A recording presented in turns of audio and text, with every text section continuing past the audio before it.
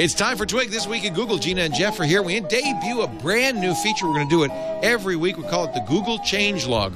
What's new at Google? Coming up next on Twig. Netcasts you love. From people you trust. This is TWiT. Bandwidth for This Week in Google is provided by Cachefly. CACHEFLY.com. This is Twig, This Week in Google, episode 167, recorded October 10th, 2012. Pwned by Pinkie Pie. This Week in Google is brought to you by Ting.com. Ting is a new mobile phone service that makes sense. Save money with Ting. Pay only for what you use. You don't need a contract, there's no early termination fee, and you can get unlimited devices on one shared plan. To save $50 on your first Ting device, visit twig.ting.com. And by Ford. Ford invites tech geeks to join the conversation, submit ideas, and grab your Tech Geek badge at social.ford.com. And by Stamps.com. Use Stamps.com to buy and print real U.S. postage the instant you need it right from your desk. For our special offer, visit Stamps.com now. Click on the microphone and enter TWIG. That's Stamps.com, offer code TWIG. It's time for Twig This Week in Google. The Google, the cloud, the universe, and everything. With Ms. Gina Trapani, star of stage and screen, the author of Think Up at thinkup.com, the founding editor at Lifehacker, and blogger at smarterware.org, and new mommy. Sleep-deprived co-host. Hello. In the reverse order. I did it. I buried the lead. New mommy, Gina Trapani. So latest baby news. She's great. My mom is cuddling her right now. She's awesome. Yeah. She's finding her voice. She lets us know when she's hungry. She was, 5 weeks premature, but... 5 weeks early, and she's 3 weeks old now. Okay. She's just under 6 pounds. She's gaining weight. She's eating fine. like a champ, which is awesome. Oh, that's good. She's really tiny and really fun. Excellent. Dr. Mom says the best bibs are made of washcloths with neck holes cut in them. Ooh. That's straight out of the shtetl. We've been using cloth diapers as burp pads, but I know this is something all of our listeners wanted to know. We got tired of cloth diapers really quickly because they kind of leak. But, I was trying to be ecological, and then Consumer Reports said, well, it's kind of moot because you got a truck driving around, blah, blah, blah. So we used them for a month and kept them for burp rags. Yep. And then went to paper. Mm-hmm. Just a thought. This Week in Poop. That's Jeff Jarvis. He is also a proud papa like me. And the City University of New York. Do you have a chair? Can I say the august professor of journalism? No, I got to give somebody. You have to endow the Leo Laporte chair in journalism. Oh, how much would that be? How many hundreds of dollars would I need to pony up? It's $1.5 million. Ah, shoot. You know what, Jeff? If I ever have a spare $1.5 million, okay, I'm going to endow that. Then I could say, and with us now, the Leo Laporte professor of journalism. That would be funny. Jeff, I'd like that. Jeff Jarvis, good to have you. His book, Public Parts, is out now, and he's also the author of What Would Google Do, and blogs at buzzmachine.com. So Gina and Jeff conspired during the week. Gina had a very good idea. She said, of course, we cover more than Google here, but we really Google is announcing new products every single week in great numbers, and we aren't able really to cover in depth every single one of them. So wouldn't it be a good idea to launch into the show each week with just kind of a rundown of new features that Google is offering? Yeah, actually, this is Leon, one of our listeners, Leon, his idea. He wrote in and said, hey, there are changes to Google Apps all the time, and you guys don't always get to them. What's up with that? And I was like, oh, that's a good question. We can't because there's literally half a dozen every week, and most of them aren't that big a deal, but it's probably worth mentioning. Yeah. So we thought we'd put together a little segment where we run down what the new stuff is out there. Now, ladies and gentlemen, we need to crowdsource a bumper. See, TNT does this. NSFW does it. Many of our other shows, most of them non-Leo shows get bumpers. People don't give me so if anybody wants to give us, like a great This Week in Google stuff. We could do that with timpanis, please. That'd be nice. Just send them along. Yeah. Send them to Chad at twit.tv. So, Twill has bumpers too? Huh? It has to have recorder music. And timpanis. And timpanis. Boom, boom, boom, boom, boom, boom. MXX in our chat room says, what? I'm confused. I am too. Bumpers? What? Lacking a da-da-da-da, and now new to Google.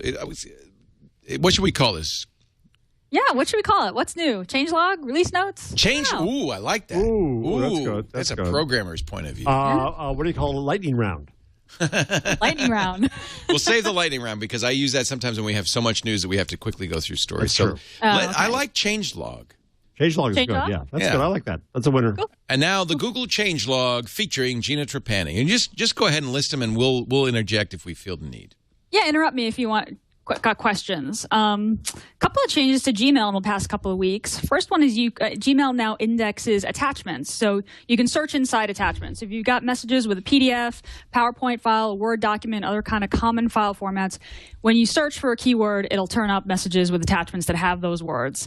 And if you're not using this already, it's one of my favorite Gmail shortcuts. #attachment will narrow your search to messages, to only messages that have attachments. So if you do #attachment, and then you say, Leo, it'll show you all the messages with Leo in the word, all the messages that have Leo inside the attachment attached to the message. Very cool.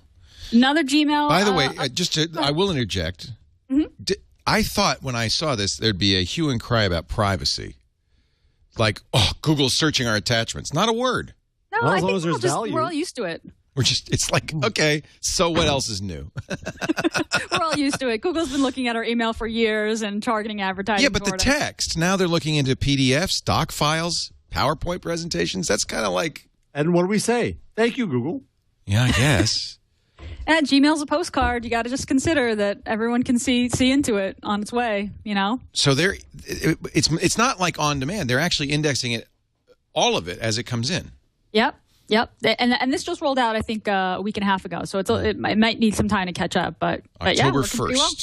Mm-hmm. All right. Gmail also added 100 virtual keyboards to its input tool. So if you write emails in lots of different languages, if you go into Settings, Language, you can click on, I think it's Enable Input Tools, and you'll get a button that lets you switch between different keyboards for different languages. Virtual keyboards, transliteration, and IMEs. Be careful. Good multilingual, yeah. Be careful. If you change everything to Russian, you may regret it. Right, exactly. Yeah. But once that's enabled, it's a one-click toggle. If you toggle between different languages that require different keyboards. Cool. Google Contacts got a cool new feature. It now syncs via CardDAV. CardDAV was new to me, but CardDAV is similar to CalDAV. It's an open protocol for syncing contacts. And this is pretty cool because iOS syncs contacts through CardDAV. So the way that the iOS syncs to iCloud and to Yahoo contacts, interestingly, Google now supports that. So you can sync your Google contacts inside your iOS device easily. YouTube just got added to Google Takeout. Google Takeout from our friend Brian Fitzpatrick and the Data Liberation Front. If you go into Google Takeout, you can now download all the YouTube videos you've ever posted to YouTube, as it's just a giant zip file. They're MP4 files, uncompressed. So if you want to download your archive of YouTube files, if you had a hard drive crash, or you just want to make sure you have a backup of your data, you can do that now in Google Takeout. Google TV getting an update in the coming weeks. Google Play, movies, TV shows, and music coming to Google TV. So TV shows, movies, music that you rent or purchase on any device, you can now play on Google TV. And it'll also be hooks into their Movies and TV app, where they make recommendations. If you're watching something, you can purchase it on Google Play. I've been playing with Google Play a lot because I'm trying to make the entire switch over to my Android devices and my tablet. And I got to say, the movies are just, 15% tackier in Google Play. Yeah, Google Play, it doesn't have a great selection yet. They got to work on this. No, it doesn't. They're trying to get it, to as many devices as possible. And the other Google Play news is that Google Play will let you sample in-app purchases before you buy. So if you're a developer and you make an app that has in-app purchases, you can set a free trial. You can say, let users sample this for 7 days. I believe it's up to 7 days in order to let your users try stuff out. So a developer has to set that, and that's new now. So we probably won't see it roll out to apps maybe in the next few weeks. That's all I got. Cool. That was great, Gina. That's a lot. Like real value, real information, real news. So you'd use CardDAV on iOS instead of using Exchange, but it only does contacts. Right. So you still need to use Exchange for mail and calendar. Right. Okay. Right. And I'm not sure if there's advantages to using CalDAV. Oh, wait a minute. You can use CardDAV. There's a CalDAV, too. Does it have a CalDAV server? I think that's separate. No.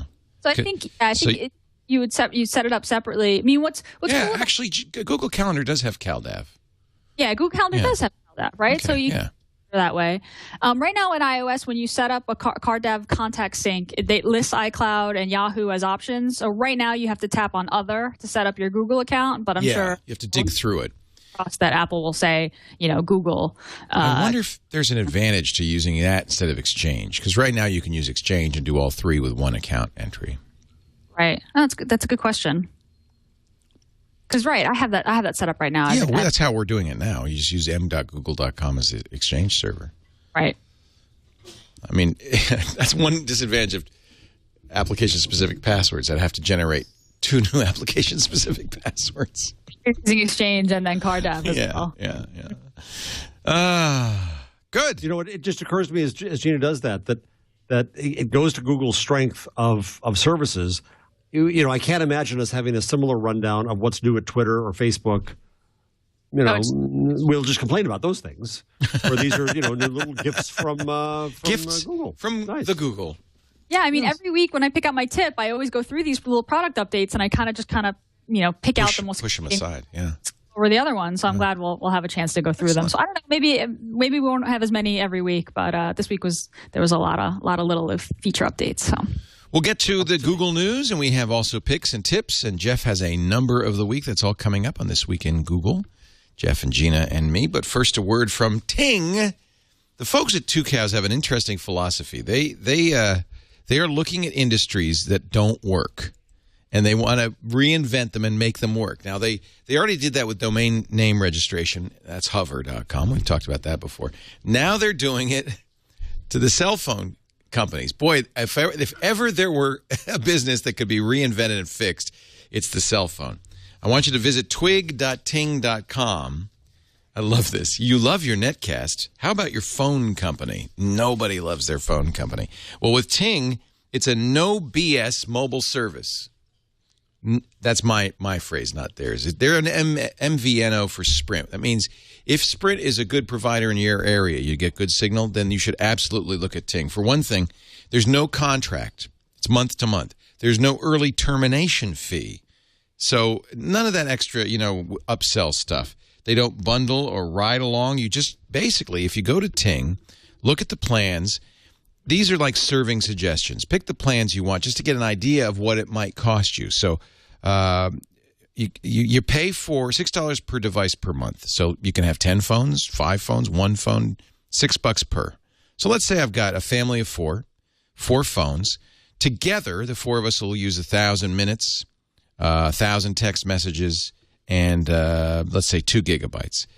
Total of that would be $89 for all 4 of us a month. $89. That's already a third of what I'm paying Verizon or Sprint or AT&T. But now here's the beauty part: you don't use all of that, they rebate it to you.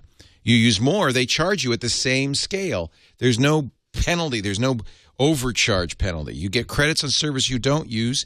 You never pay more than you need for more than you use, and they throw in voicemail, picture and video messaging, 3-way calling, caller ID, tethering, and hotspot free. So there's no, additional charge for hotspotting, no additional charge for tethering. You're using the data plan that you choose, and again, if you use more, they'll charge you more, but at the same rate. So there's no mysterious line items on your bill. There are no hidden charges, recovery fees, no BS. That's what they say. Unlimited devices on one plan, too. And each device costs a flat $6. You share pooled minutes, messages, and gigabytes. You've got a great online control panel so you can see exactly what you're using. No hold customer support, 8 a.m. to 8 p.m. Eastern. A real person will pick up the phone and will work through your problem at 855-TING-FTW. Ting for the win. They also have a lot of great support at help.ting.com, including very active customer forums. In fact, all you have to do is search Twitter for the hashtag Ting, and you'll see a bunch of very happy Ting customers. So you do this all online. You'll purchase your device from Ting. You'll get it in 2 to 5 business days. You'll activate the device.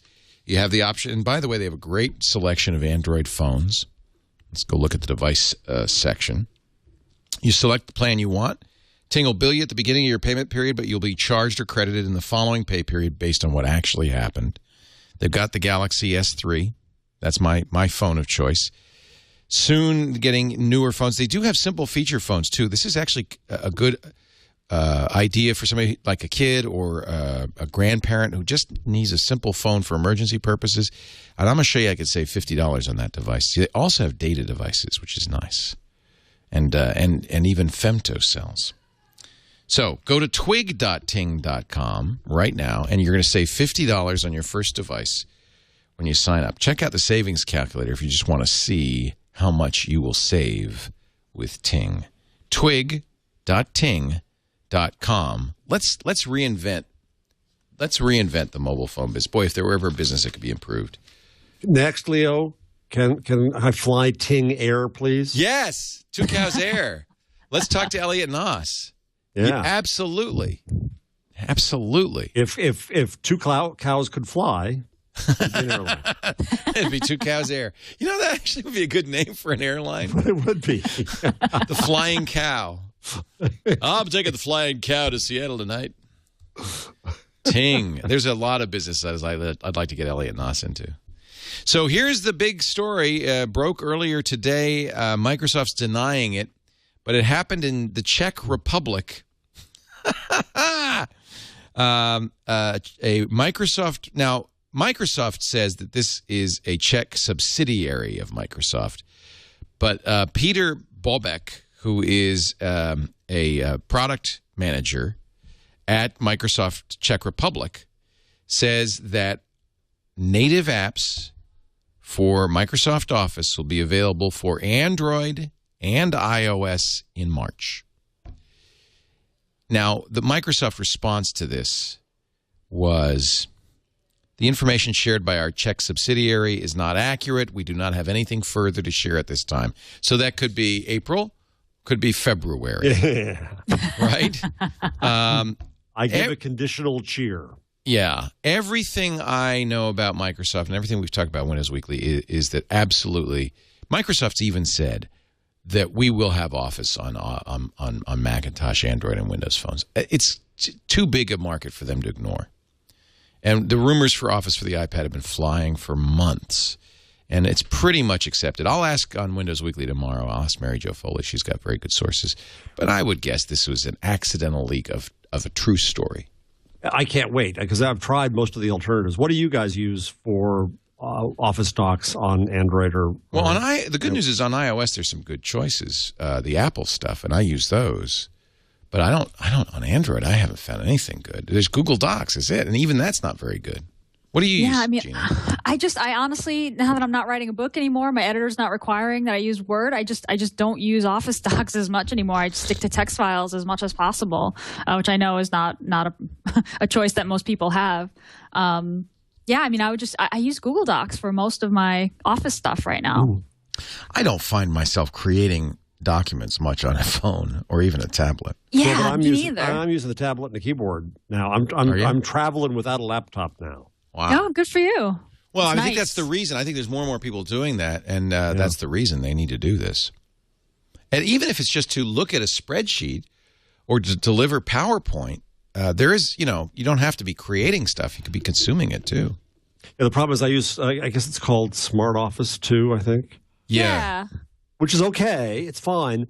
But it has, irritating things like maybe it's just my stupidity. but I was reading a manuscript to a wonderful book coming out, and I'd get through to page 80, and then if it closed, I got to open it up and I got to scroll through to page 80 again. It's that kind of stuff. It's just not ready for prime time. Oh, yuck! Yeah.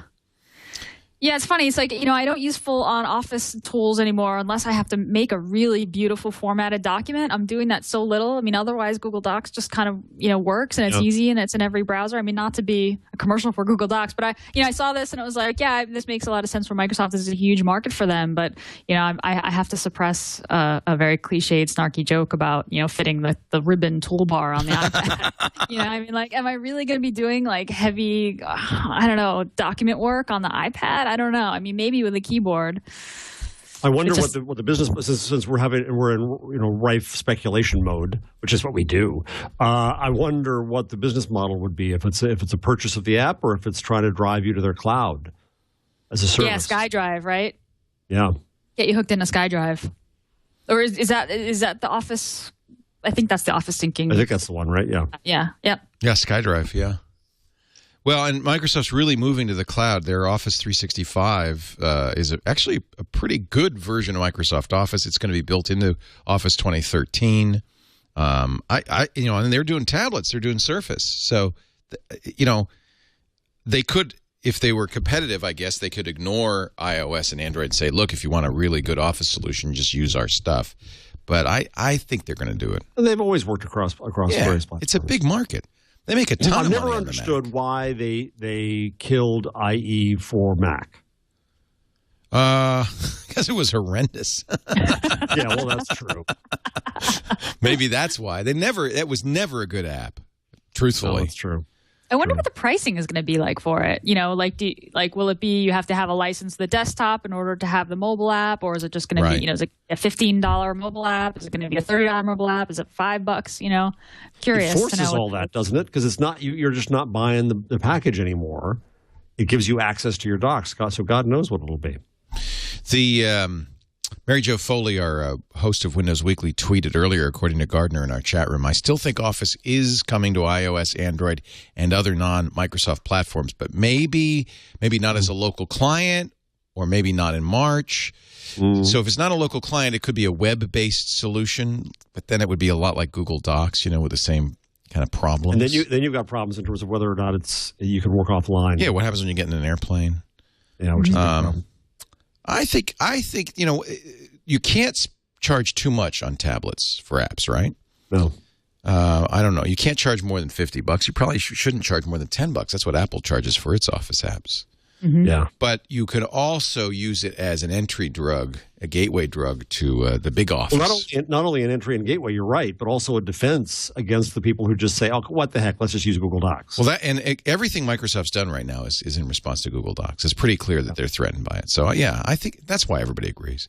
Google is pushing for tablet optimized apps, which is nice. At last, finally. I think their Nexus 7. They haven't released numbers, have they? But it's got to be a success. It's got to be big. It's certainly a product success. I've been looking. I've been repeating again and again. It's supposed to come out with a new version today. It will finally give you landscape, including the home screen. New version of Jelly Bean? I like that.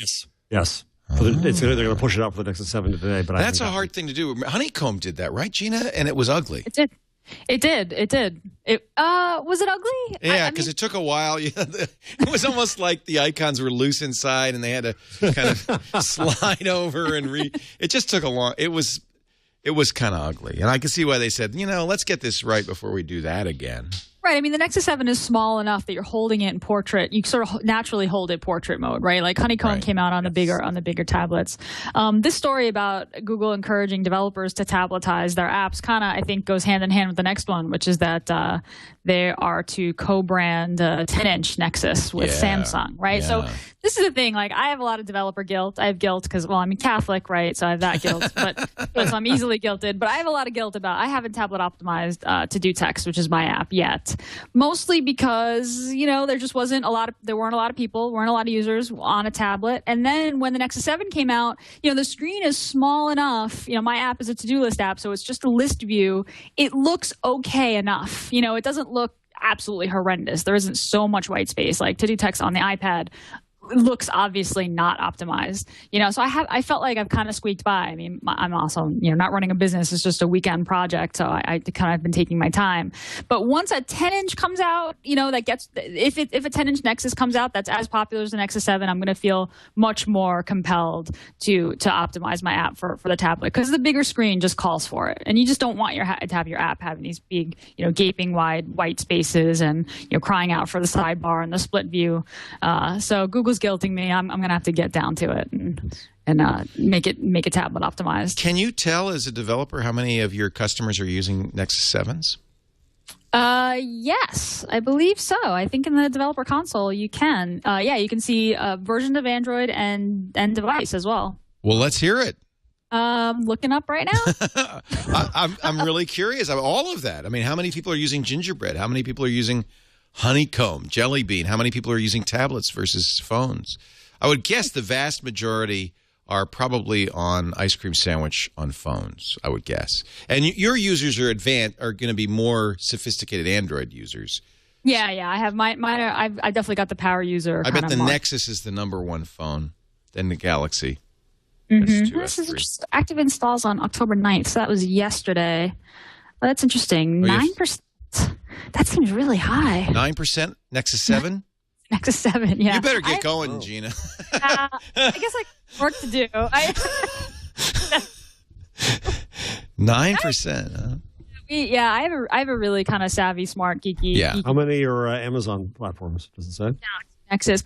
Well, so I'm looking at the Google developer. It's Play Store. Yeah. So Play Store. So the Play Store doesn't tell me, who's on Kindle. Right.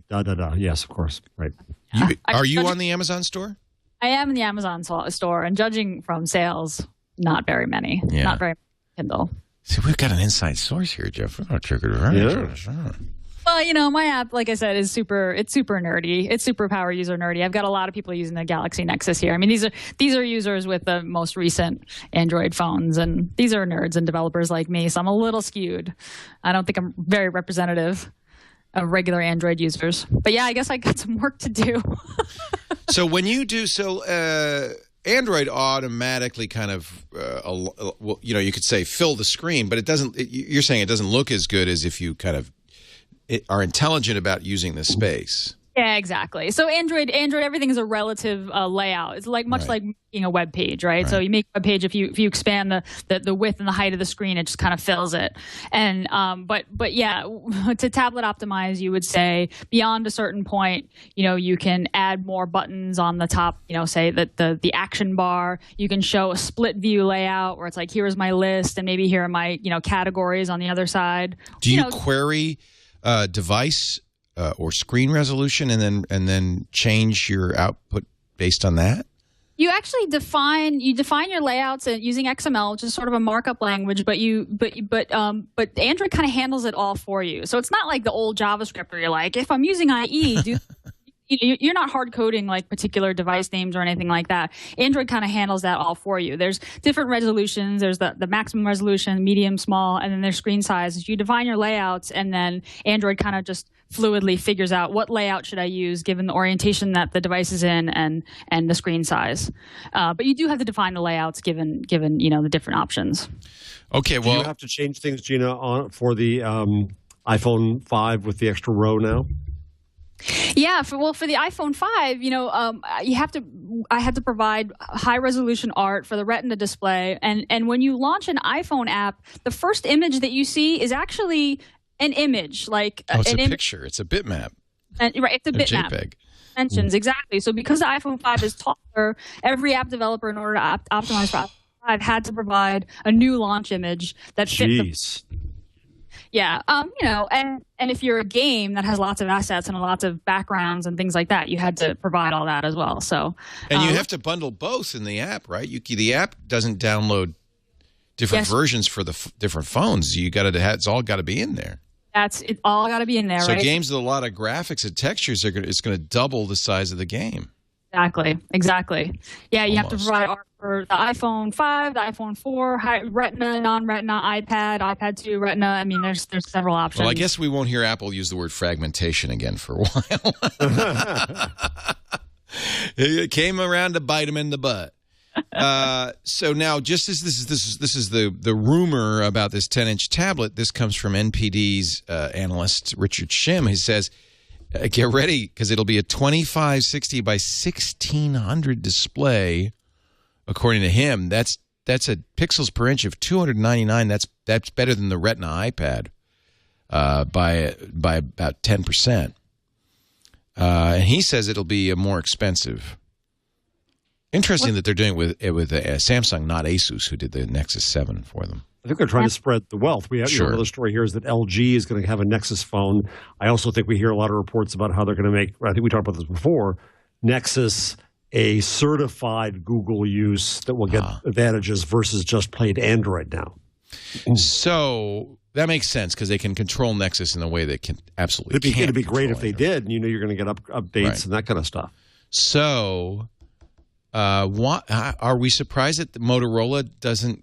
I mean, they own Motorola. I guess they're trying. That's what they're trying to do is make sure that people understand we're not going to give Motorola any advantage. In fact, well, it's worse because Motorola screwed up, and I don't fully understand the story, so I'm hoping one of you will explain it to me.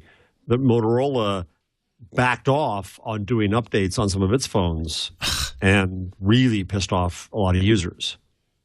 It's so confusing because Motorola, if you didn't know that Google owned Motorola, right, you would think, oh, man, that's got to be the worst Android company.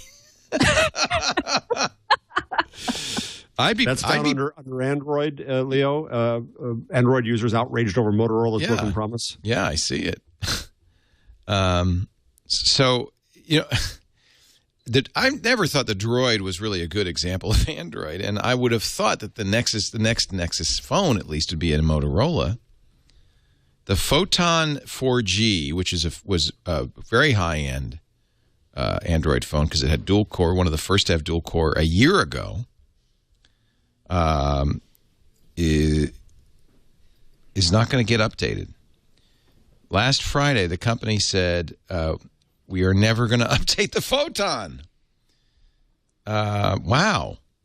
Yeah. The Atrix, which was announced at CES, which, you know, very high-end, no update.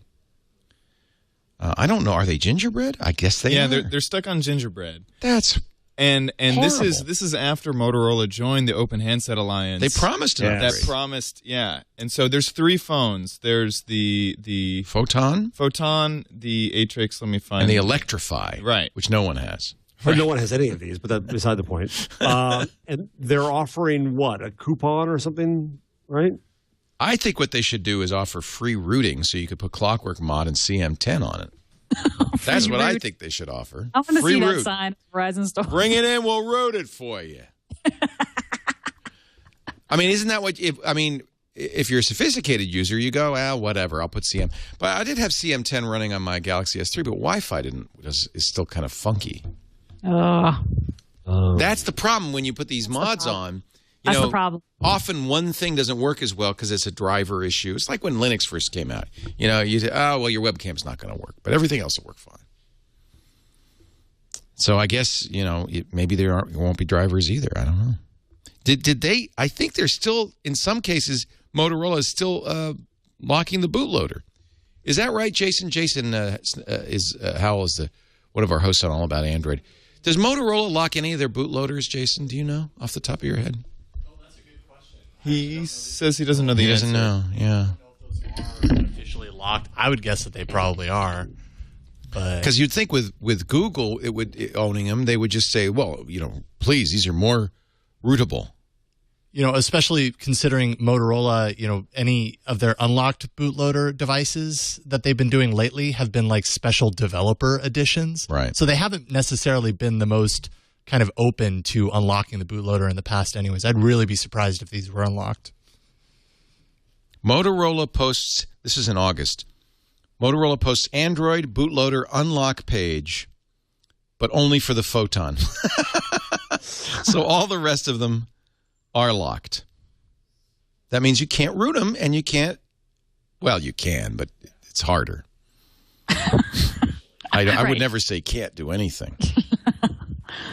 But they did give you 4 steps to unlock your device if you had a Photon Q. I think that's Verizon. You got to blame Verizon for that. Google, so what you're really seeing is Google, unlike Microsoft, being very careful not to piss off its OEMs. They're not exactly OEMs because it doesn't own Android, but for want of a better word. And to keep the partners all happy, we're going to spread it out the wealth, and we're not going to make Motorola be any less rapacious than they were before we bought them. We're actually going to make Motorola worse. We're going to make them worse, just so you feel better. See? Motorola still sucks. Just in case you were worried. That's to prove we're not favored. There's no favoritism here. Wow. LG is going to unveil its, according to CNET, its Nexus, the new Nexus, at the end of the month. It'll be the Optimus G. I haven't had an LG phone in a while. No. Yeah, wow, me neither. Yeah. But I get excited about new Nexus releases. I like that. We're kind of due, aren't we? I mean, the Nexus was good, but it's no longer the top of the line. No, yeah. I'm a little jealous of your Galaxy 3, but the Nexus is still a good phone. Well, I'm getting the Note. I bought the Note. I bought it unlocked from Expansys, the European version. Please, whatever you do, don't ever tell me how much 545 pounds is in real money. Ooh. Oh. I don't want to know. Yikes. Oof. I did it for you. I'm Googling the conversion. It's only 16 gigs, but I couldn't bring myself to spend more than that. I just spoke with a whole bunch of Korean editors and publishers yesterday here at CUNY. I told them my one disappointment in visiting their country was I couldn't get a good price on the Note.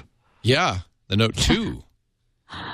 It looks pretty nice. It looks like a Galaxy S3, but it's actually a little thinner than the old Note and a little narrower, but a little taller, I think. Right, if you were me and you carried a Nexus phone and a Nexus 7 tablet, would the Note need it. replace No, both? because you got the one of each. Well, would the Note replace both? Oh, would it replace both? Yeah. Yeah.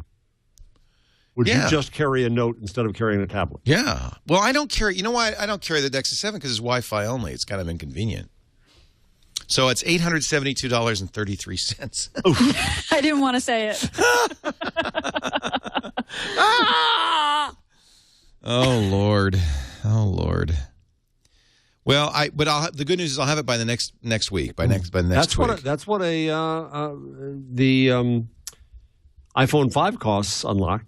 Yeah. Oh, good point. So, I just feel like it's my duty, and in order to get it quicker, I'm sorry, it's only 529 pounds. In order to get it quicker, but then I bought a lot of other stuff. I had to get the white one because the titanium's not in stock yet. So I wanted a different Gina, this is where you and I say, "Oh yes, boss, you have to do this," and we're grateful you did, so we make him feel better. No, that's my job. Yeah, seriously, I think this was definitely your duty as Yes, it was. Yes, it was. You should feel fine. Yes. And I'll show you next week. Cool. We're eager to see it. Yeah, well, people, it's out in people's hands. There's the Android Authority's review of it. And one of the things they're saying is that the battery life is really kind of remarkable, more like Will the Droid. Will it do 4G? No. Oh. That was what I was going to wait for, is the 4G LTE version from Verizon. And then I got mad at Verizon. Turns out I shouldn't have, because AT&T's worse. But it was too late. I've already pushed the button. The thing I didn't know with my Galaxy Nexus is it's the worldwide version. You cannot buy accessories or anything for it. The battery of it versus the CDMA Verizon is a different shape. Right. Thus, battery chargers plus everything else. Yes. I could have told you that. Oh, wow. That's annoying. They're all different. It's all as if they were just trying to screw with you. Yeah. Wait, the charger connector is different? No. No, the battery size is different. The battery size is so you have to get a the different shape of external charger. Okay. Oh, I see. Okay. I do that for every phone I buy. You just buy an external. I buy two charger extra batteries and an external charger. But I couldn't even buy an extra OEM battery for the Nexus phone. I had to buy an off-brand and an off-brand charger. Right. They're a lot cheaper. Yeah, that was good. But you lose NFC because the NFC chip. Exactly. Samsung's getting smart. The NFC chip's in the battery. So the Optimus G, but they say that other handset manufacturers may also do Nexus. Ooh, look at that back. It looks like a Matrix.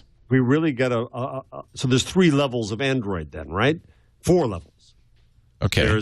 There's the highest is Nexus. It'll get updated and stuff like that. The next is, I guess, Open Handset, right? OHA. The next is Amazon, we screwed with you. But we didn't pretend to be OHA. Right, and then the next is Chinese $20 company. tablets from Chinese companies. Yeah. Right. Chinese company. Takes advantage of it.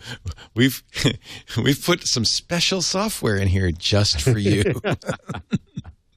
That's tied to the story about Huawei and XTE, which are both Chinese companies with apparently rumored ties to the Chinese military. The Congress committee on Monday said, we're not going to let government employees buy these. Canada just announced, we're not going to let government employees buy these phones.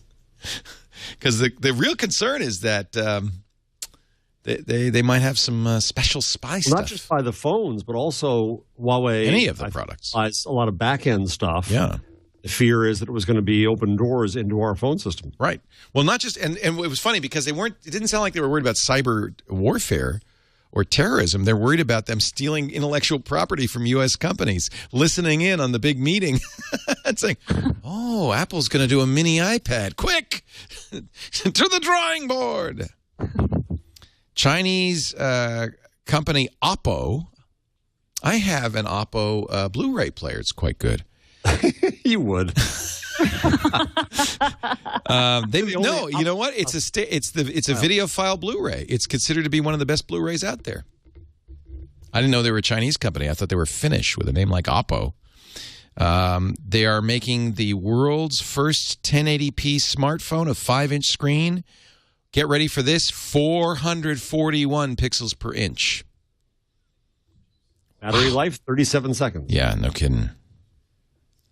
Oppo. I like Oppo. 6.65 millimeters thick. That was their phone earlier. That was the world's thinnest smartphone. How thick is the Apple iPhone 5? The Oppo Find, they call it the Find. The Find 5. 5-inch 1080p screen. Beating Apple's iPhone quite handily, which the iPhone's Retina is 326 ppi. This will be 441. The Lumia 331, Lumia 920. This will be 441. But HTC is rumored to be doing a 1080p as well. Good Lord. These things are amazing. They are. Now it's just a numbers. Now it's just people trying to, hey, we got more pixels. I don't know if we need them. In fact, that's one of the wraps on the Galaxy Note 2. It actually has a lower pixel density. It's 1280 by 720 instead of 1280 by 800. Did you get your holiday season? Yeah, what? It's gonna be a good holiday season. Yeah, gadget wise. Gadget wise. There's also a 4-inch Galaxy S3 coming out. Yeah. So Samsung, we talked about this on Mac Break Weekly yesterday. It's Apple's philosophy is to make one perfect thing. One size fits all. You get this. You will love it. Or nothing. Any size you want as long as it's this. Samsung is doing kind of the opposite, which is to try to find, to make one for every possible user. So if you want a 4-inch, they got a 4-inch. You want a 5.5-inch, they got a 5.5-inch. And everything in between.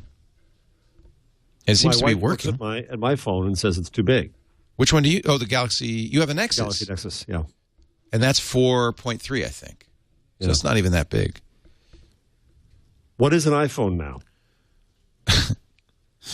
4. If you're trying to speak. Is it It's 4? 4, but it's a 16 by 9 4. So it's 1136 by 640. It's a unique and size that no one else does. Right. Special snowflake. It's a very unique, special snowflake. I want to put a little headband with a bow on it. I just can't decide if it's a boy or a girl.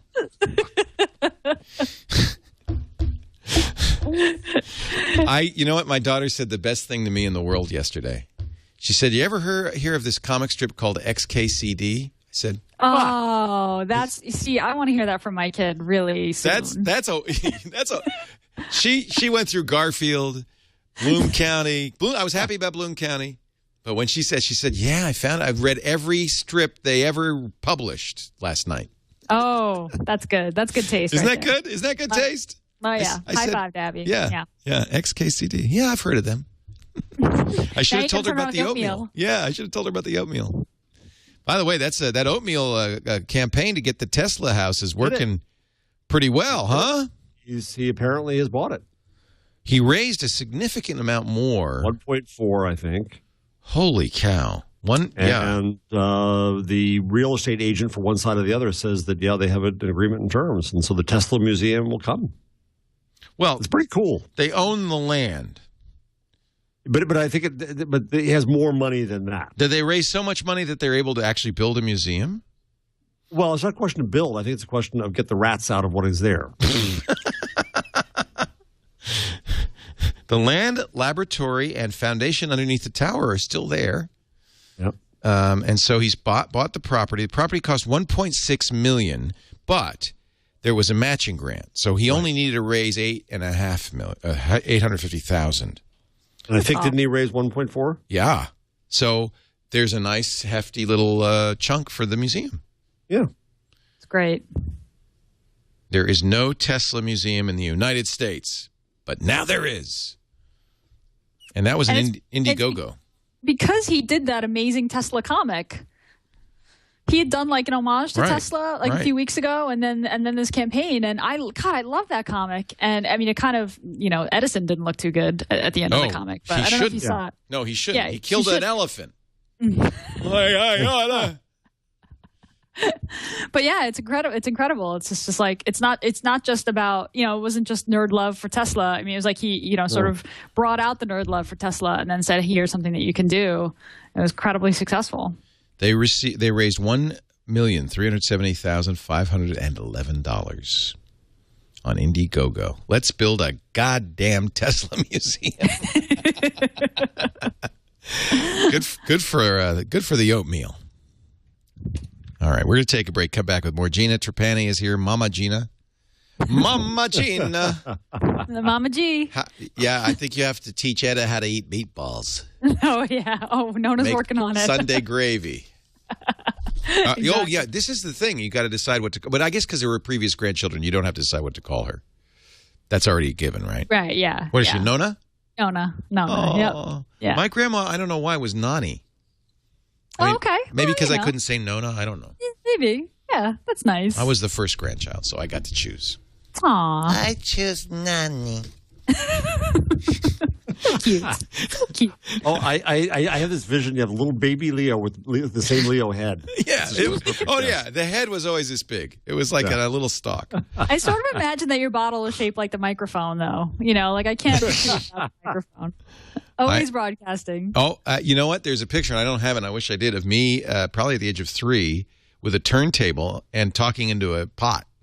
Oh, geez. Oh, that's great. So I think that when you get in the nature nurture debate, and you will see this, Gina, there's definitely some nurture, but they come out ready to do something. Ready to do something? Yeah, all they right. come out a certain way, right? Right, Jeff? I'm not wrong on this. Yeah, that's right. You don't have a whole hell of a lot to do with it. Hopefully my girl will really like Legos and coding. I don't know. We'll see. God, I hope so. You got to go with the flow. You got to go with the flow. She might want to be a princess, and I'd be okay with that too. She will be whatever annoys you the most. She will be whatever. So I think we know what she's going to be, ladies and gentlemen. Oh, yes. Oh, yeah. Yeah. Barbie. Yeah. Like, let's go to the Maker Faire. Drop the Barbies. No, let's go to the Maker Faire. Let's solder. Mom. I don't want to go to the Maker Faire. Wait. Here's my best vision. That she wants to, little Etta wants to join in those pageants where you have to, get first up. No. Right. No. And then it's street. No. It's and mommy, you can't keep me from my live stream. This is my dream. They do that to you. I got to tell you. I got to warn you. I'm going to savor the time that I can dress her. Oh, it is so much fun, isn't it? It's a lot of fun. It's really a lot of fun. Oh. I can't wait. Whatever she wants to do, I will support her. I will certainly encourage her with the things that I'm interested in. But if pageants is what she wants, then we'll have a discussion. Ooh, okay. This is on tape, Edda. Wow. I know. She's not allowed to watch the show until she's 13. That's what you say. Whatever makes you happy, dear. I just want you to be happy. Isn't that what your mom told you? Absolutely. Yeah. Let me note that today is my daughter Julia's 16th birthday. Oh, there's a good birthday. Happy birthday. That's a huge birthday. Happy birthday. And, of course, sweet 16 and never been kissed. We hope not. Okay, one more thing. This is not going to turn into the baby show. I just want to say. But one more thing. Abby's first kiss, Joe Montana's son, Nicholas. Whoa. Oh, that's good. I had dreams. We were going to have a football dynasty. I was ready, and then they broke up like a month later. I was so pissed off. That's a good first kiss, though. That's a good story. It's a good first kiss. Good for her. I don't think she was 16. Our show brought to you today, Father's Heart Broken. The show brought to you today by, so I buried my tears in my Mustang. Like every good father. Yeah, that 2010 Mustang GT 5.0, that helped a lot. And if you're a Mustang or a Ford lover, you're a Ford family, a Ford owner, you got to visit social.ford.com if you're an aspiring Ford owner too. You can read about Ford, articles on all sorts of subjects. Here's an homage to Carroll Shelby, who built those amazing Shelby GTs and Ford and Shelby Mustangs. Here's an interesting conversation on how to get better fuel economy with your hybrid.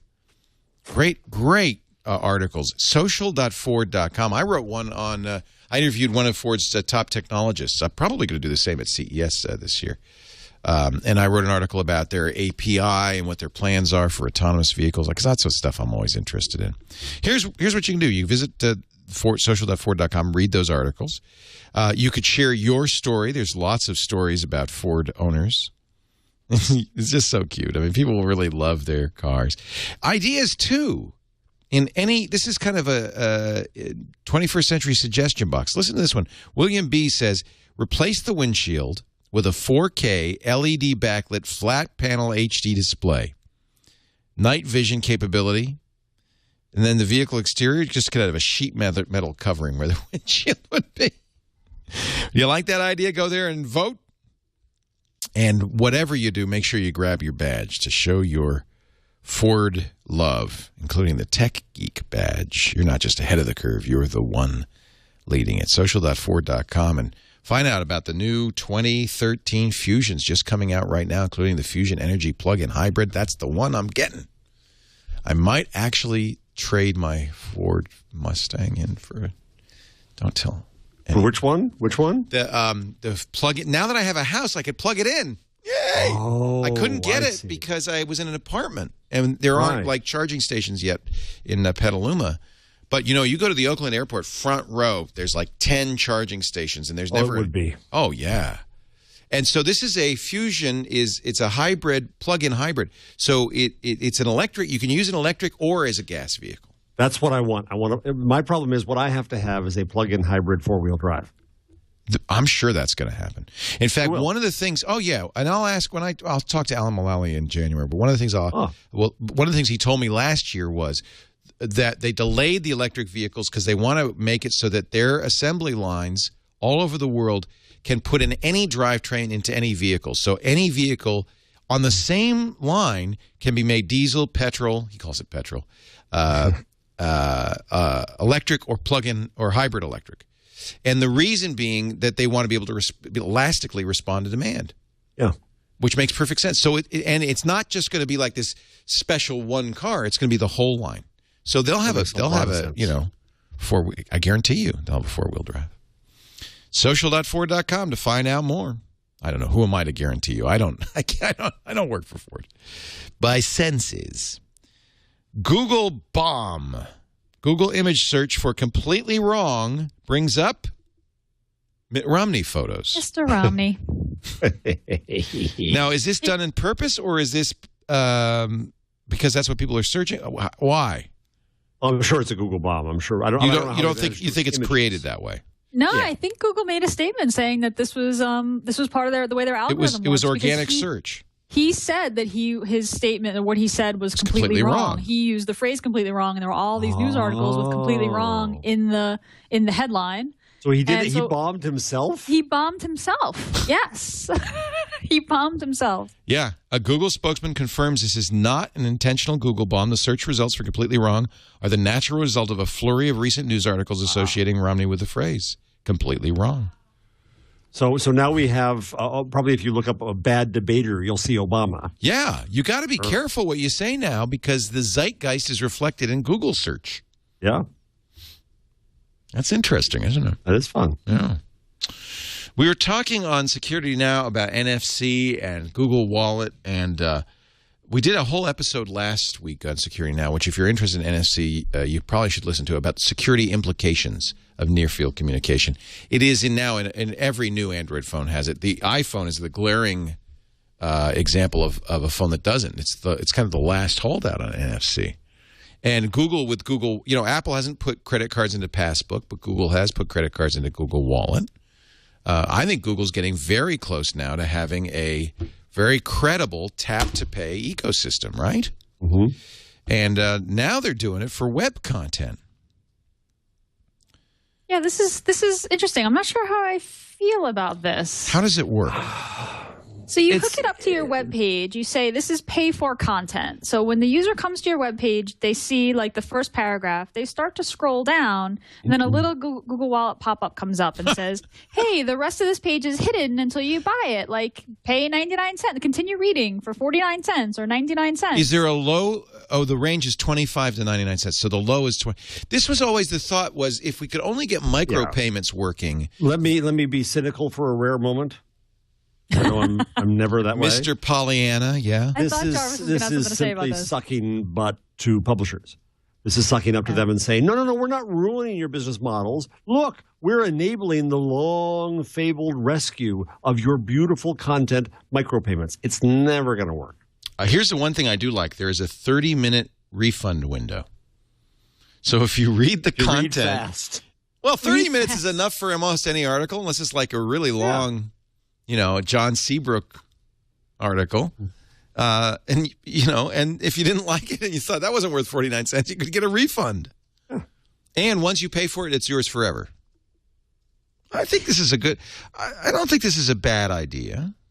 Yeah, Go ahead, feelings about it. I just mixed feelings about it. I mean, I feel like if I started to read a really long feature article about something I was interested in and it was well written and I was super intrigued, I would say, okay, I'll pay. Like something like Narratively, right? That's Jeff. That was that project on Kickstarter, like something sort of long form journalism. I'd be like, okay, yeah, I'll pay $1 to read the rest of this. Sure, that's happened to me. I've hit paywalls before on different sites and thought, whatever. But at the same time, and this is great for something like ThinkUp, where I'd love to do sort of in-app purchases kind of in a web app. There's a possibility there for us.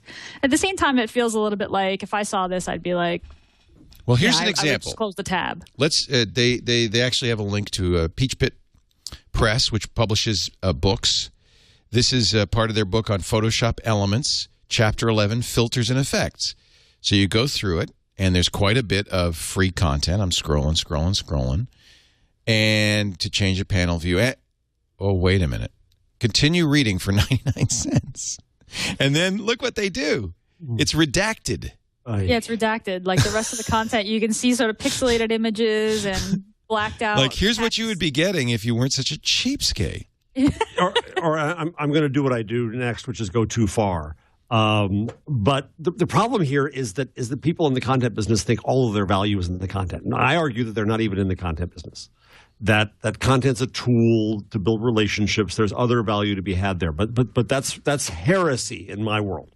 In my world, no, we make good content and people should pay for that content. So my fear about the Google Wallet thing is that it's going to lead them astray, just as tablets led them astray to think, oh, good, now we can make a magazine again.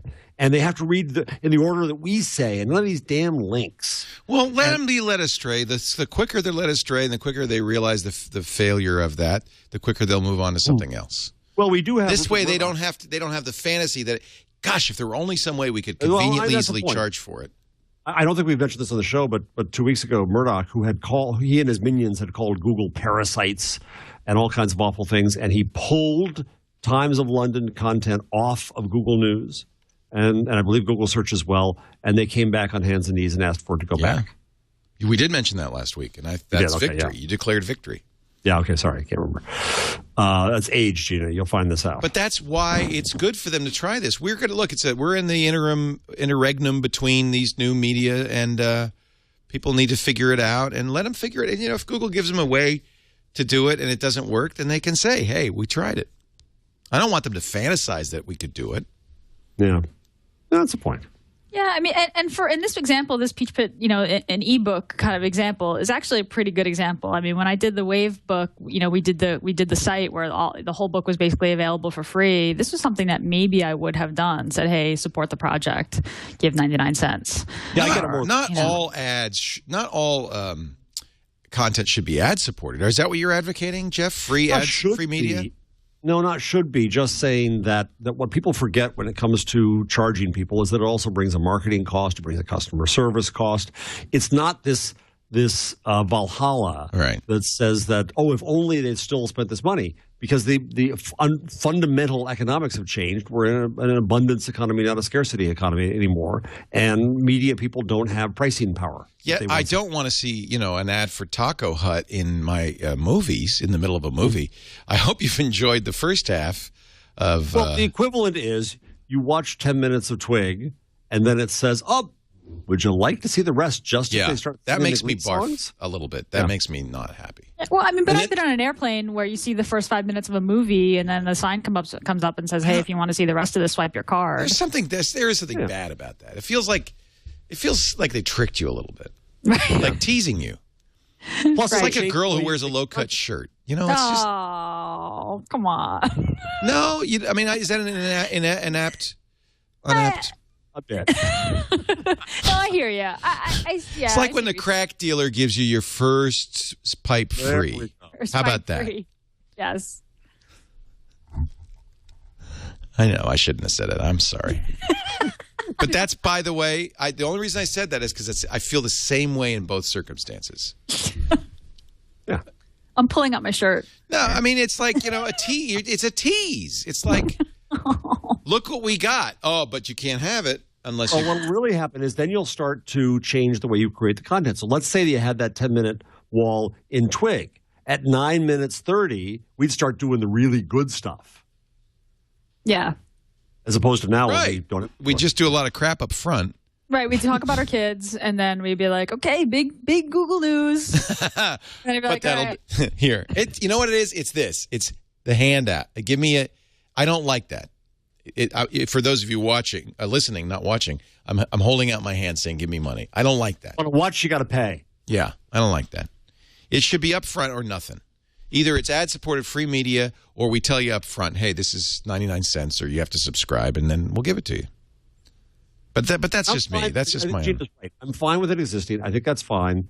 I think there are uses for it. There'll be very good uses for it. My only fear is the delusion that it will bring to some old media companies. But as an alternative and a model, hallelujah.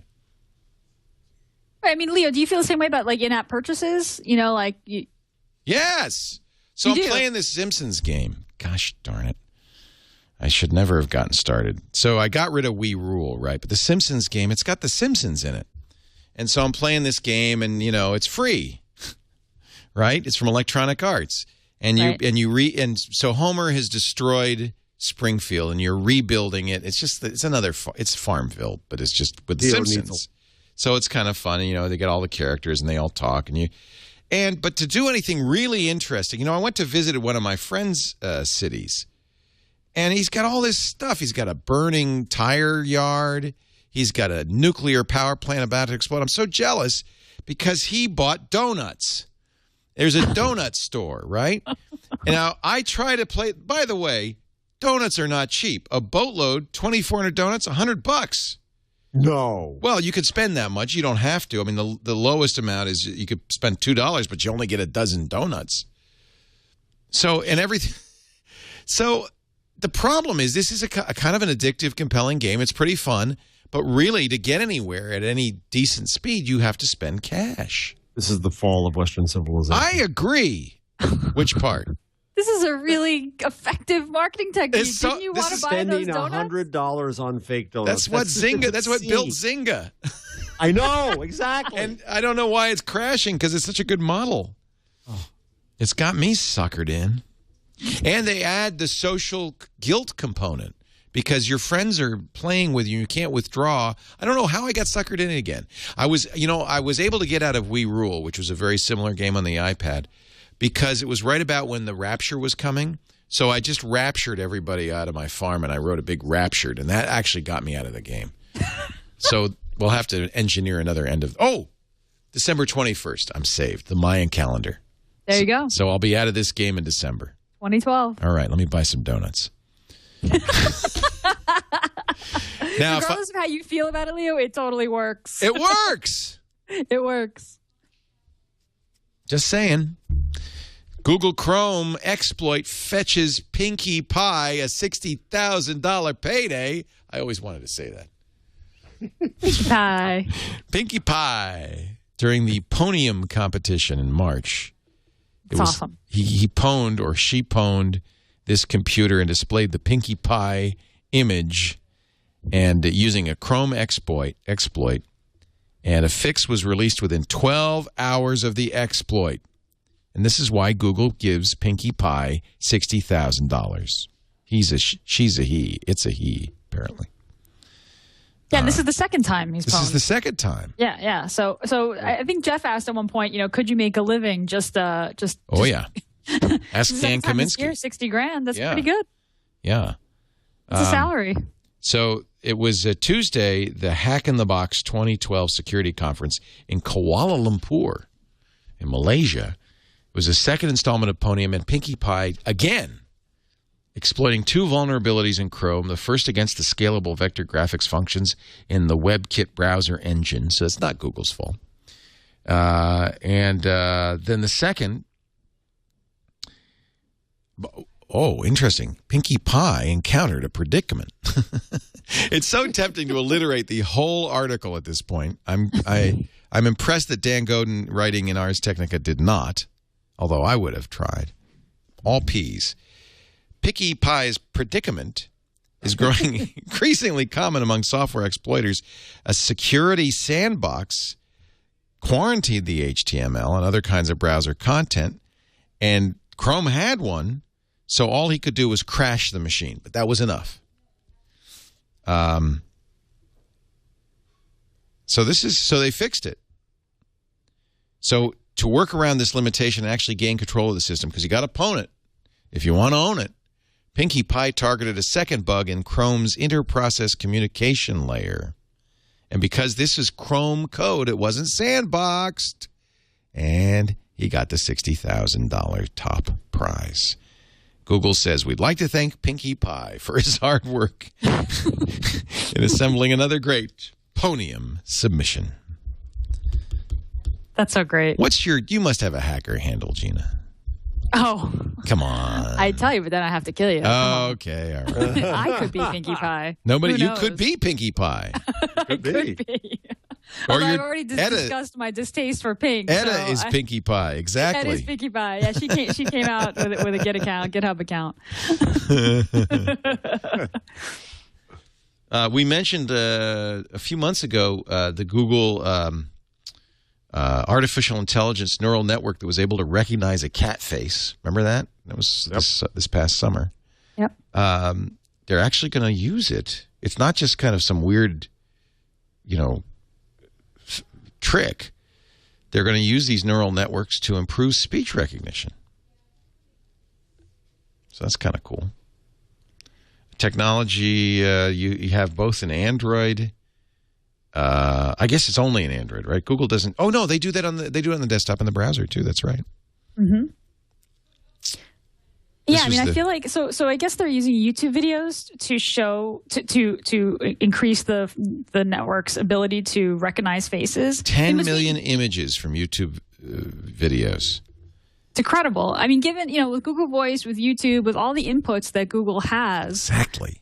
There's so much potential for this to turn into, for this network to learn, things. And I feel like this is all connected to Google Now and to Google Glass, right? Like this all kind of has to happen on the fly. Like I feel like this technology is all sort of connected. They're trying to get this, into the little computer on your eyes, so that it'll recognize people and it'll behave, the right way. It'll give you the information that you want. Are we gonna look back 50 years from now and say, wow, we didn't see this coming, but when we throw all this data, this is big data.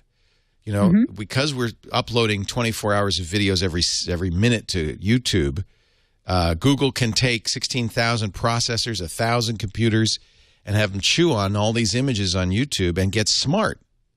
This is the essence of Yuri Milner's investment strategy, is that he believes that you take artificial intelligence atop this kind of huge amount of data, and God knows what comes, but he wants to be data. there. Yeah, I got to go to the Strata conference. That's the big data conference that O'Reilly does. They just have. But the other thing I've been saying to newspaper companies I'm working with right now is we get so enamored of talking about big data, and I have lots of people in the media business who need to start with small data. Like, where does this person live? What do they care about? Well, thinking, there'll be some big database and it'll tell us everything we need to know. No. You got to start and you need to build a little bit at a time. Just because there's big data doesn't mean there can't be little data. Yeah, I know. Big data start from little data. That's what I'm telling them. Yeah. Yeah, absolutely. And you have to figure out what to do with the data. I mean, you can collect the data, you can have access to the data, but it's figuring out what to do with it. And so you should start with the small stuff. And just having data is expensive. Well, look, we're talking to Ms. Big Data. I mean, isn't that what ThinkUp really is all about? Yeah, I mean, ThinkUp definitely is about capturing data and figuring out what useful insights you can get from it. And we're still really kind of figuring that out. But yes, yeah. And that's what business intelligence, BI, is all about, is you got all the data. How do you make sense of it? Mm-hmm. And then deliver in a pre-chewed Charlie way to the executive, who's a moron, something that they actually can use. Right. Pre-chewed data. Pre-chewed. That's kind of gross. Masticated. Well, no, don't we say we digested it and we came up with this? Mm-hmm. The problem is if chewing's better because if you digest it, the end result is not kind of really what you want. Oh, too much poop in my life already. Exactly. I'll tell you, put me off pumpkin pie for years. Oh, I'm man, sorry. This is bad. That was bad. That was bad. Facebook and Twitter may be asked by Great Britain to moderate their networks. You're just doing this to get me angry. I am. I was just going to say, Jeff. I put it in there for that purpose, so it's masochism. There are a couple cases that just occurred in the UK where people were jailed, fined for saying things that were offensive. And here we are right back into the discussion about speech again, because if you start there with the idea that we're led by offense, and it becomes at first government's job to then wash our mouths out with soap and to make us fearful of what we say. And then if the next step is that they say, well, this is too hard for us to do, we're going to make it your responsibility, Google and Facebook and Twitter, to monitor what the entire world says, then we're in a heck of a pickle. And this is why we have in the U.S. not only a First Amendment, but our version of it online, Section 230, which is what exempts a site from liability for things that others create on it. But now this would turn around and it would make, if Twitter is told that it could be sued for anything offensive said on it, then that's the end of its business. So, okay, well, that's two different things, though. I mean, one thing is prosecuting people for things they say on Twitter. The other is prosecuting Twitter for things people say. This is a 1-2 step, right? Where we are right now is prosecuting people for what they say on Twitter, which I think is bad enough and is a huge problem. And it's a precedent that they're just not aware of what's happening. And judges aren't getting social media and aren't getting the idea that this is not publication, this is conversation. This is the same as walking into your home and saying, we just heard you say something offensive. Right. And we're going to drag you off for it. Hello, Orwell, where'd he come from? So that's where it is now. But then the next step that's being discussed is, well, government can't do that, so we're going to make Twitter do it. Both are heinous. You know, I got to point out, though, I mean, yes, this happened in the UK. This guy, Azhar Ahmed, made a comment on Facebook after the death of British soldiers in Afghanistan. He said all soldiers should die and go to hell. If a guy named Azhar Ahmed had said this in the United States, he'd be disappeared. He got in Britain, he got 240 hours of community service.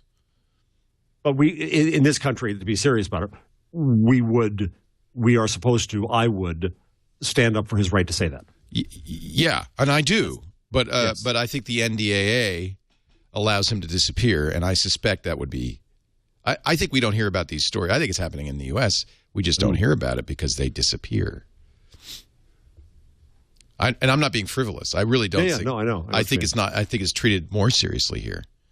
And I think that we know the NSA plans to monitor all electronic communications. They built that whopping great facility to do just that. So it's not just the UK, I guess is my point. And we certainly need to be paying attention to this. Yep. It's depressing. It is depressing. But and the other thing is it said Facebook. Now, Twitter's one thing because that's public. You're saying it out loud. But Facebook, isn't he just saying it to his friends? Well, it's some version of a public, right? It's some set of people. Yeah. Same with Google Plus, right? I might say it to a group, but that so is. So how are they seeing it? Well, I mean, he could have he could have subscribers. It could be public, enabled, right. and Twitter. Also, I'd like to know more about that. Actually, I'd like to know, for instance, if this was a public account, and a public posting or not. Right. And what's the difference between that in the end and Yahoo diming a user in China for saying something the Chinese government didn't like? Right. Right. To make offensive the rule, well, it could be offensive to Chinese orthodoxy. It could be offensive to some group in the UK. It could be offensive to the U.S. government. I don't give a damn. It's just words. Yeah. And this goes straight into the damn video. And into that idea that we have to recognize that we're going to get more and more speech. And if we can't figure out how to live with that, then we got a problem. You remember the couple who came to the United States, the British couple who came to the United States, and they posted what was it? They were going to dig up Marilyn Monroe or something like that. and then this kid, actually, this is pretty offensive what he said, but he posted offensive comments on Facebook about a missing child, and he got 12 weeks of jail in the UK. Yeah, which was terribly offensive. I will not question that, but is that worth jail? Is that how was society harmed by that? Don't we all know he's a dork? Don't we all know he's ridiculous? He was originally arrested for his own safety. About 50 people actually went to his house. They were so upset. But wait a minute. I'll admit that I didn't see the story, and I'm trying to figure out what exactly he said. These were sexual comments about a 3-year-old? They actually charged him with child abduction because he was talking about a child abduction in an offensive way. That's going a little far. Yep. He said he did it in a bid to make people think his account had been hacked. He'd been drinking at a friend's house. He was an idiot. He's an idiot. Obviously, he's an idiot. Yeah. We all know that.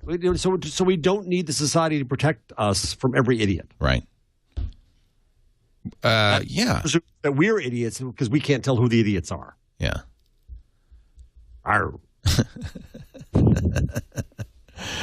Let's take a break. I think, is there any other, there's so much more, and I don't want to slight any story. Facebook is testing a want button. Oh, boy. I want a do not like button. That would have solved that problem. Just everybody goes, do not like you.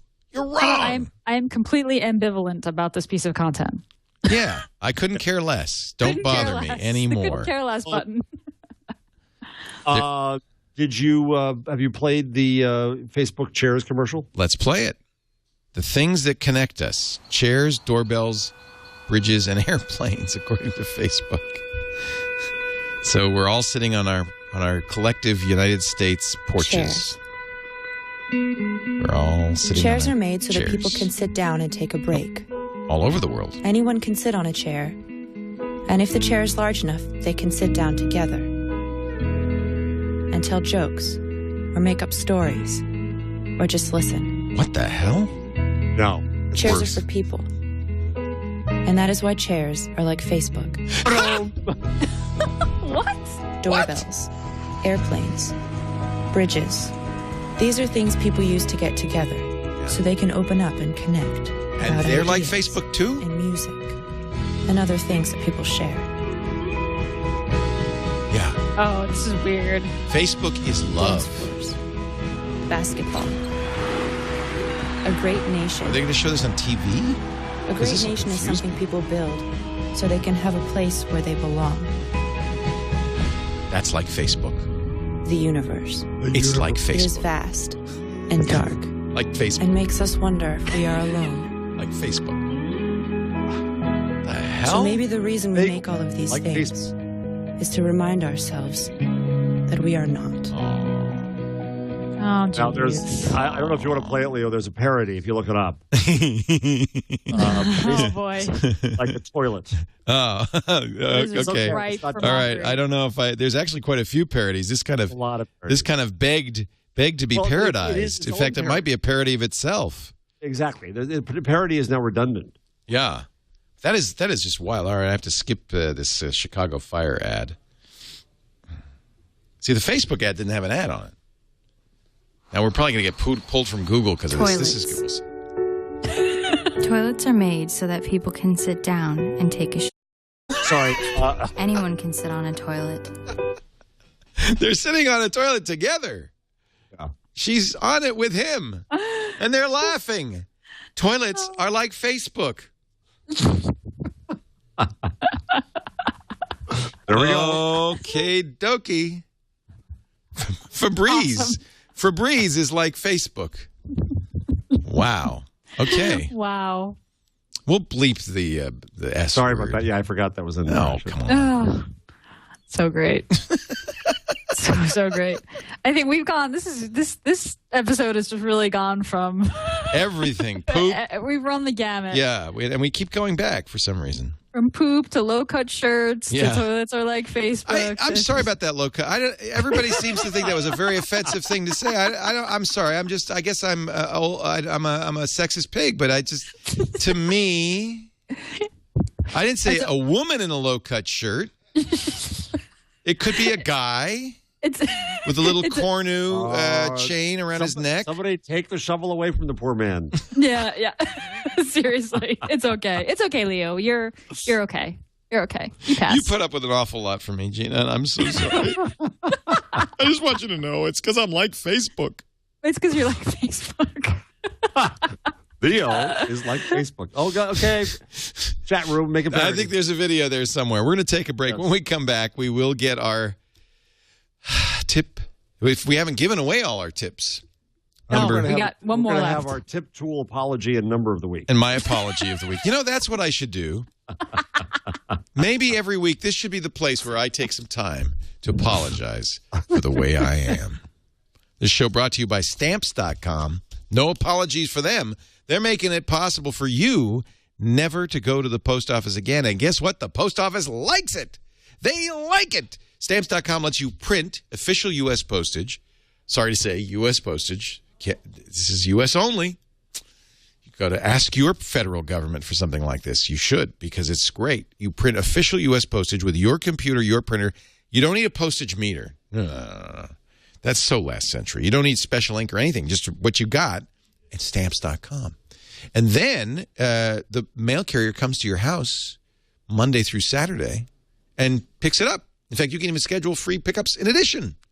Packages, everything. Stamps.com. They save you money, too. The U.S. Postal Service likes Stamps.com so much they offer discounts you cannot get at the post office on international mail, on express mail, priority mail. But now here's the thing. If you go to there's an actual customer. If you go to that's all right. We saw her. There she is. If you go to Stamps.com, you'll see a special offer that you may be very tempted to take for $80, but don't. Click the radio microphone and enter the offer code TWIG. Not TWiT. No, backspace 1. TWIG. There you go. Press go. We don't want those. We don't want that Dvorak guy to get credit for this. This is Jeff and Gina's show. Now, you're going to get a $110 bonus offer. They upped the amount of postage, free postage, at $55. You get that USB scale, which is really great. Weighs anything from an envelope to a 25-pound package and prints exactly the right postage. By the way, they also print the mailing label and everything. And if you use QuickBooks or if you're an Amazon or eBay or Etsy seller, it'll get the data from the website and print that with the postage. You can even print right on the envelope the address, the return address, the postage, your business logo, the whole thing. All through Stamps.com. We're huge fans. Get a 4-week trial, $110 value right now. Go to Stamps.com, click the microphone, the Get Started microphone, and enter the offer code TWIG so you can get this special offer. It's a double special offer. It's like a low-cut... Never mind. Stamps.com. There's no tease here. This is the real deal. Gina Trapani, our tip of the week. Tip of the week. This is kind of a cool little thing in Google Docs. You can select text that's formatted like the text you have highlighted. So this is just bear with me for a second. So you've written a document and you've bolded a bunch of headers, or you've italicized some block quotes and throughout the entire thing. And then you decided, you know what, I want to change the way my headers look. I want to change the font. I want to make it bold instead of italic, or vice versa. You can select text, and then from the context menu, say select matching text. So you can reformat all the text whose formatting matches. Now, it's kind of deep and crazy, but it's really, really neat little trick when you've got long documents that are formatted and you've got headers and that's and really different interesting. Yeah, it's kind of cool. That's Microsoft Office quality stuff. It is. That's Microsoft Office level feature right there. You always think about Google Docs as sort of the light version. That's pretty cool. So you can switch up your formatting throughout your document really quickly by just applying changes across selected text that all has the same format. Very nice. Very nice feature. Your number of the week, my friend. Well, a couple of them. We did have 10 million tweets during the debate last week, most of which was liberals like me saying, "Oh no!" But we'll go past that real quickly. And then most of the tweets were aimed at Obama, saying, "Wake up! Wake up! Look at us! Wake up!" Somebody was telling me though that their tweet stream, and I didn't watch the debate, but that they were watching the tweet stream and they were getting sponsored Mitt Romney posts saying, "Here's an extra link, here's some more information," throughout the debate, which I thought was a very interesting way to use sponsored tweets. Well, I believe I heard that the PBS bought Big Bird sponsored tweets, but I'm not sure. That would be a good idea. I'm pixelated. God knows why. Well, it's probably us. I'm downloading a lot of mail right now. So Gizmodo has a whole bunch of crazy Facebook stats. In addition to their huge number of members now, there are 1.13 trillion likes. 100. This is what I like. All numbers.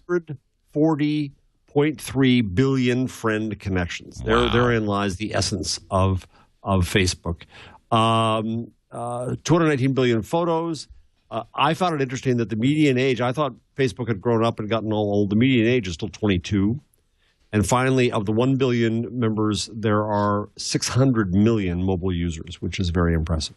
I am shocked at the median age number. I was too. I don't know that I don't know how. Yeah. I thought Facebook was like the iPhone. It was for mom and dad now. Yeah. Yeah, I'm surprised by that too. But, who knows who's joining in India? It could be 14-year-olds. I don't know. Right. Yeah, it must be, because I think in the don't you get the sense in the everybody uses Facebook, kids and the grown-ups. But that means the median age would be older, I would think. Right. Yeah. Especially since you can't join until you're 13. Right. Boy, it just feels like something that is mostly used by adults to keep track of their high school sweetheart. There should be a phrase. Is there a phrase for nostalgic longing for your high school sweetheart? No, just me. But that might be it. That might be the phrase. The Germans have a word for it, I'm sure, but we just... Sure. It has something to do with the prom night. Dr. Mom says it's called senility, Leo. But I really do think that that's a lot of what Facebook is used for. Say, where are they now? Oh, I really miss, I really liked her. I wonder what would have happened if, I don't know. I must be the mean one because I'm like, oh look, that one got fat. That one is going. Well, somebody's Web 4675 is pointing out there's a great Louis C.K. Episode about that. He actually finds his old Facebook flame, and she did get fat. It's actually really, that is such a good show. It is. I'm sad it's on hiatus. It's so honest. Mm-hmm. Well, I don't know. Have I said this in the show before? I found 2 old flames, and they're both lesbians. Some might no, you've never said that. Jeff, I knew I liked you. That's good. That's he good. likes lesbians. You can take that one way, or you can take that the Howard Stern way, whichever you prefer. Well, there's a third way you could take it, that you scared them off men forever. That wasn't the last. That's the third one. The way that I take it, I find that a lot of the male friends that I have had this experience where like an old girlfriend or something, I take it as that you're caring feminist. That's how I take it. Yes. That my people are attracted to. Oh. We've got a name for the show, by the way, Jeff. Don Cornelius suggests we call this show Jeff Jarvis, Lesbian Whisperer. Lesbian Whisperer. I prefer honorary lesbian. Honorary lesbian. And you guys are giving me a hard time because I said low-cut shirt. That's nothing. Nothing. So I was talking about rooting and hacking my Galaxy S3, and I've mentioned this before. This has been a pick before, but I just got to mention it again because people always say, well, how do you do it? How do you do it? Rooting your phone is almost, unless you've got a Motorola phone, it's almost really trivially easy. But you got to look up the instructions for your phone specifically. But that's the hardest part about putting a different firmware on your phone, because once it's rooted, sky's the limit. And there's a couple of programs you absolutely have to get. So I'm not going to tell you how to root it because, unfortunately, it is kind of specific to your phone. So just XDA developers or somewhere, look it up. But once you've got it rooted, there are 2 programs you're absolutely going to want. In fact, by themselves, they're the reasons to root your phone. One is Titanium Backup, which backs up not only every application on your phone, but all the settings. So if you need to blow the phone out or you lose your phone or whatever, Titanium Backup will actually upload it to Dropbox for you automatically. And once it does that, you never have to worry because you can restore your phone and its apps and its settings, all those settings, all the Google secondary password BS is all restored, which is very nice. So this by itself is a reason to root. Titanium Backup. I think it's free, and then if you want the pro version, it's a couple of bucks. And then the other program that if you want to go to the next level and start putting some of the other custom firmwares on there is ROM Manager from Clockwork Mod. And it gets better and better all the time. Premium version, worth it, and I pay for it, is $5.99, and it lets you basically. I'll show you real quickly. Once you've rooted your phone. By the way, it stays rooted, so I just blasted this phone back to the original Galaxy S3 software. But if I want to, I can go right to here it is. Right to Clockwork Mod, and it makes it so easy. Have you used this, Gina, to root your phone or to? I haven't. I've been trying to stay on this non-rooting just to kind of have the regular experience. Well, but this is tempting. See, I don't want to do TouchWiz. If you got a Nexus, you're fine. But I don't. But I have the Galaxy S3, so you can go to all the ROMs, including the Cyanogen Mod Nightlies. If you really want to live on the bleeding edge, these are literally updated almost every single day. So the most recent one is October 10th. And this is how easy it is. By the way, they always read this looks good, 4.12, very nice. All right, let's do it. So I press download. Do you want the Google Apps? Checkbox, yes. It's now going to download the ROM. Well, if you don't get a download error, it will. And then you just reboot and install it, and it couldn't be easier. So once you have rooted your phone, there's 2 things you should have. One is Titanium Backup because it's the best backup. It has to be root because it can't back up all those settings and stuff unless it's an administrator. And then if you really want to live on the edge, play with ROM Manager, and you can get the Jelly Bean. You can do anything. A couple of tools that are handy for anybody who wants to hack their Android phone. Gina Trapani is the author of Think Up at thinkup.com. She's a part of Expert Labs along with Neil Dash. Is he your boss or your partner? He's my partner. We're actually not Expert Labs anymore. We're just ThinkUp. We incorporated and we're partners. Yeah, so we're co-founders. Thank you. Thank you. Great. Yeah. That's great. Thank you. And, of course, her blog is smarterwear.org. Do you have baby pictures up on your blog? I don't yet. I've been slacking. I have to do the Edda blog post, but I've been putting baby pictures up on Flickr. Good. But you do have to-do.text there, and that's a really great text-based to-do list that's available on Android and iOS. Yes. Soon tablet-enabled. Yeah, soon tablet enabled. In between feedings. They want me to do this Cyanogen live. I will start it now, and we'll continue into triangulation. By the way, our guest will be Throwboy, the guy who makes these great icon pillows, including our TWiT pillow. It's an interesting story. We'll talk to Throwboy in just a bit. And yeah, I'll keep the rooting. I'll keep the not the rooting, the ROMing going. We're so close to getting our elemental that will make our streaming better. I want you to look at our new TWiT, one of a kind. This is going to be offered for 2 more days, and that'll be it. Teespring is the company doing these, and they make really nice ones out of American Apparel and Fruit of the Loom. teespring.com/TWiT for all the shows. The 2012 season of TWiT is on here. And so they're all memorialized. That's on the back and on the front. Just a very subtle twit.tv. We've got all kinds of sizes, men's, women's, programmers, the whole thing. And we've already sold 2,200 T-shirts, which is great. I didn't think we'd break 1,000. So that's 2 more days, though. And as soon as we hit that deadline, that's when they print them. They're silkscreen. They're beautiful, really nice T-shirts. And so we haven't seen them yet. We'll all see them at the same time. They'll start shipping. I'm getting my credit card out as we speak. Yeah, it's $20. It's worth it. It's a good cause. It helps us. I think we're going to do special one-of-a-kind items every month. Won't be a T-shirt next time. And I'll let you know what the money's going to go to. In this case, we've raised enough money, I believe, for the Elemental, so I'm very excited about that. Very cool. I'm checking out with PayPal. I think a TWiT fleece would be nice. We are talking with Scotty Vest. Absolutely, a TWiT fleece would be great. We're also talking about hats, mugs. Yep. Anything you want, you let us know. I think we need a low-cut top, a special TWiT low-cut top. Going to do that.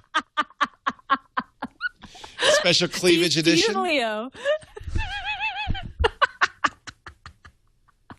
Sorry, Leo. I had to catch you. Jeff Jarvis does his thing at buzzmachine.com. He's also a professor of journalism. If you're lucky enough to go to the City University of New York, take a class from a guy who knows a little bit about that stuff. And he joins us, along with Gina, every week to talk about Google on This Week in Google. Every Wednesday, 1 p.m. Pacific, 4 p.m. Eastern Time. Right now, that's 2000 UTC, but we're going to have a time zone change summertime's going to end pretty soon, so that'll change. But right now, you can watch it at 2000 UTC on twit.tv. And if you don't get to watch live, no sweat, no fear, no problem. All you got to do is download audio or video after the fact at twit.tv/twit. Thanks for being here, and we'll see you next time on This Week in Google.